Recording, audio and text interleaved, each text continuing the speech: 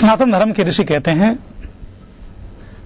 25 वर्ष की अवस्था में जो विवाह किया जाता है उसे सामान्य अवस्था का विवाह कहा जाता है, साधारण अवस्था का विवाह। 36 वर्ष की अवस्था तक जो विवाह किया जाता है उसे मध्यम अवस्था का विवाह कहा जाता है, और 48 वर्ष की अवस्था तक जो विवाह किया जाता है, 36 और 48 साल की अवस्था में जो विवाह किया जाता है, गृहस्थ धर्म में प्रवेश किया जाता है, वो आदित्य अवस्था का होता है। विवाह की सबसे उत्तम आयु ऋषियों ने, वैदिक ऋषियों ने 44 और 48 वर्ष के मध्य की मानी है। आज तो 48 साल का व्यक्ति बूढ़ा हो जाता है, बुढ़ापा आ जाता 40 साल के बाद में। वैदिक ऋषियों के अनुसार, वेद के अनुसार मनुष्य की कम से कम आयु 120 वर्ष की होनी चाहिए, कम से कम, जिसमें 16 वर्ष तक कुमारावस्था होती है। आयुर्वेद के को देखा, 16 वर्ष की अवस्था कुमारावस्था होती है, 16 से 20 वर्ष की अवस्था लड़कपन की अवस्था होती है, आयुर्वेद की बात कर रहा हूं, और 20 वर्ष से 70 वर्ष तक की अवस्था युवावस्था होती है। 48 वर्ष पूर्ण युवावस्था का समय होता है, और तब तक व्यक्ति अपने व्यक्तित्व को पूरी तरह से निखार चुका होता है। 70 वर्ष से लेकर के 90 वर्ष की अवस्था तक का समय बुढ़ापे का समय होता है, और 90 से 120 वर्ष की अवस्था तक का समय जरावस्था का समय होता है। और इसके बाद भी यह विधान आता है कि व्यक्ति 400 वर्ष की आयु तक जी सकता है। 120 वर्ष की आयु तो कम से कम थी प्राचीन भारत में, प्राचीन काल में। उससे अधिक 400 वर्ष तक, 1000 वर्ष तक के उदाहरण मिलते हैं कि इतने इतने वर्षों के लोग जीवित रहते थे। उसका कारण था तपस्या करते थे, संयमित जीवन था। तो भगवान कृष्ण का विवाह हुआ रुक्मिणी से। विवाह होकर के घर पर आए, सुहाग रात के दिन देवी रुक्मिणी से योगराज भगवान श्री कृष्ण कहते हैं, देवी एक इच्छा है मेरी। उस देवी रुक्मिणी ने विवाह के समय संकल्प किया था कि मेरे पति की जो इच्छा होगी वो मेरी इच्छा होगी, मेरे पति के जो संकल्प होंगे वो मेरे संकल्प होंगे। भारतीय संस्कृति में, सनातन संस्कृति में विवाह के समय सत्संकल्प किए जाते हैं। देवी रुक्मिणी कहती है, पतिदेव आपका संकल्प मेरा संकल्प, आपकी इच्छा मेरी इच्छा, आप आदेश तो करो। योगराज भगवान श्री कृष्ण कहते हैं कि देवी, सनातन धर्म के ऋषियों की व्यवस्था के अनुसार मैंने संकल्प किया था कि मैं 48 वर्ष तक ब्रह्मचर्य का पालन करूंगा। मैं 48 वर्ष की अवस्था में विवाह करूंगा, परंतु कुछ परिस्थितियां ऐसी बनी कि मुझे तुम्हारे साथ 36 वर्ष की अवस्था में ही, अर्थात मेरे संकल्प किए समय से 12 वर्ष पहले ही तुमसे परिणय बंधन में बंधना पड़ा। मेरी इच्छा है, क्योंकि मैंने संकल्प किया हुआ है, 12 वर्ष तक मैं और ब्रह्मचर्य व्रत को धारण करूं। देवी रुक्मिणी कहती है, तथास्तु, जैसी आपकी इच्छा। और महाभारत में उल्लेख आता है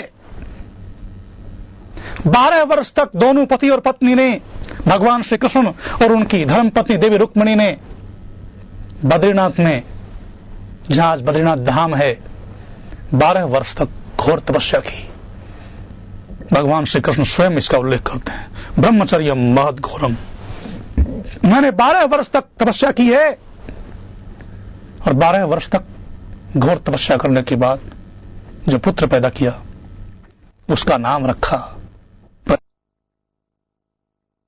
मनुष्य दिव्य कैसे बने, मनुष्य अच्छा कैसे बने, मनुष्य का निर्माण किन किन स्थलों पर होता है।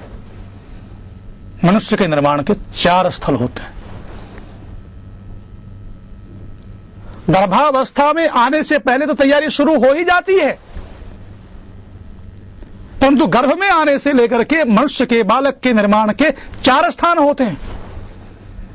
4 स्थानों में मनुष्य के बालक का निर्माण होता है, तब वो बालक आगे चल करके दिव्य बनता है, राष्ट्र का अच्छा योग्य उत्तम नागरिक बनता है। बालक का पहला निर्माण स्थल है गर्भ। माता का गर्भ पहला निर्माण स्थल है। दूसरा निर्माण स्थल है माता और पिता की गोद। तीसरा निर्माण स्थल है शिक्षा स्थल, आचार्य कुल, अध्यापक, विद्यालय। और चौथा दिव्य बालक के निर्माण का स्थल है समाज, संगति। यदि इन 4 स्थलों में बालक का निर्माण ठीक ठीक हो गया, गर्भ में आने से पहले तैयारी ठीक ढंग से की गई है, उचित रीति से की गई है, अच्छी संतान का आह्वान किया गया है, दिव्य आत्मा का आह्वान किया गया है, जिसे प्राचीन संस्कृति में गर्भाधान संस्कार से भी पहले जो संस्कार होता था उसे आधान संस्कार कहते थे। उसके बाद संतान गर्भ में आती है। गर्भ में आने के बाद माता पिता की गोद में उसको पाला जाता है, उसको लोरी दी जाती है। उसके बाद उसको गुरु के पास, गुरु के चरणों में, आचार्य के चरणों में या अध्यापक के पास भेजा जाता है। शिक्षालय में, विद्यालय में प्रविष्ट करवाया जाता है। और उसके बाद जो स्थान है समाज। समाज कैसा है, उसको संगति कैसी मिल रही है, अच्छी संगति मिल रही है या गलत संगति मिल रही है, वो भी बालक के निर्माण का एक स्थान है। गर्भावस्था से लेकर के जन्म पर्यंत 3 संस्कार हो जाते हैं। आधान संस्कार के बाद गर्भाधान संस्कार। जब बालक गर्भ में आता है उस समय का सबसे पहला संस्कार गर्भाधान संस्कार होता है। मनुष्य के निर्माण की प्रक्रिया का आरंभ गर्भाधान से होता है।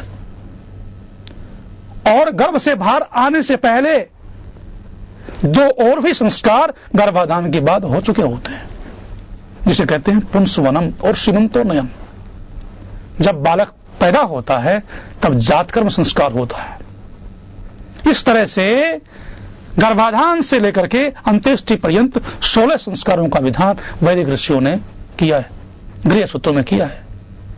यदि हम समाज में दिव्य नागरिक पैदा करना चाहते हैं तो वैदिक ऋषियों की बनाई हुई संस्कारों की प्रक्रिया को अपने जीवन में ढालना होगा। पर आज संस्कारों को हम भूलते जा रहे हैं। गर्भाधान संस्कार को तो मजाक मान लिया गया है। गर्भाधान संस्कार तो कोई करता ही नहीं है। कोई भूल भटक करके कोई व्यक्ति करता हो जो ज्यादा संस्कारी हो वो। आज तो खेल खेल में बच्चे पैदा हो रहे हैं, अनइनवाइटेड गेस्ट्स, बिना बुलाए अतिथि बच्चे खेल खेल में पैदा हो रहे हैं। अच्छी संतान का निर्माण कैसे होगा? अच्छे नागरिकों का निर्माण कैसे होगा? कौन पुंसवनम संस्कार करता है? गर्भावस्था के 2 महीने के बाद पुंसवनम होता है। गर्भावस्था के 6ठे महीने में या 8वें महीने में सीमंतोन्नयन संस्कार होता है। और जब बालक पैदा होता है तब जातकर्म संस्कार होता है। उसके बाद अन्यान्य संस्कार होते हैं। ये संस्कारों का एक अलग विषय है, इस पर कभी समय आने पर प्रकाश डाला जाएगा। अभी तो हम मोटी मोटी संस्कारों की प्रक्रिया पर चर्चा कर रहे हैं।